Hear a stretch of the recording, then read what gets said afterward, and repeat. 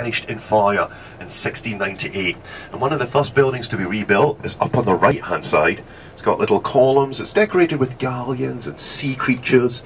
It's the Admiralty building to the right hand side where they administer the fleet, the navy. So quite appropriate that they would be so close to Trafalgar Square and Admiral Horatio Nelson. Also along on this avenue, as well as sort of pubs and stuff like that, you've got government offices, the Scottish office, the Welsh office, Treasury buildings, and of course we've got the cavalry coming up on the right hand side. When we say send in the cavalry, we mean it. Normally they're there, they might be hiding back on the corner, back to the right hand side. Let's see if we can see any of them. They're in the booths, the horses are sheltering.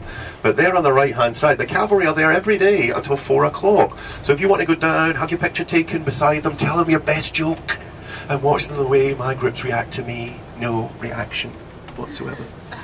But they're professional soldiers, they're trained not to react. Now coming up on the right hand side, the railings of Downing Street. Tucked back on the far corner, back on the right hand side, number 10, is traditionally the residence of the Prime Minister. I wonder if anyone's outside, a policeman or anything. We've got a new Prime Minister called David Cameron. He's 43 years old.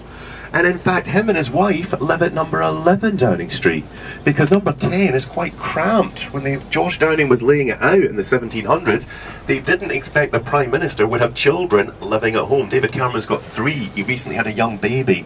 So they've actually moved into number 11, which is actually more spacious. But don't tell anyone. I don't want any of our traditions to be compromised. You learn too much, you'll have to be killed. Now folks, Treasury buildings on the right hand side, yeah.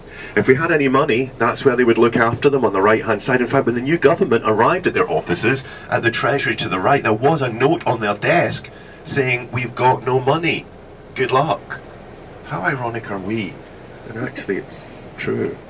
They borrowed £2,500 for every person living in Britain. Yesterday, 62 million people. Ouch.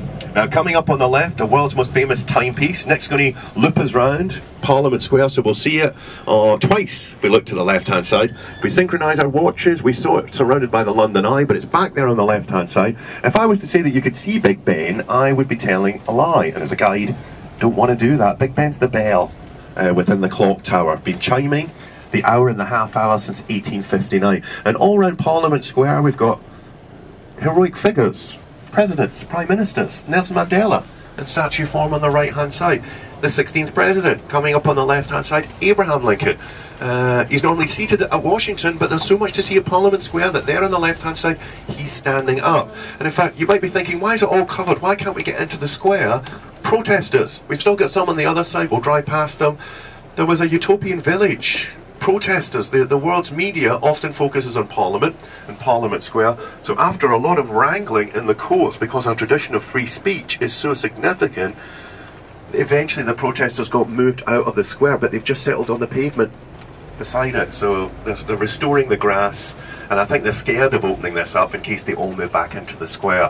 One of the protesters has been opposite Parliament for 9 years. Protesting about Britain's foreign policy. And of course the Parliament clock sits above the buildings of Parliament, the Palace of Westminster. Parliament getting its name from the French, parler, to talk.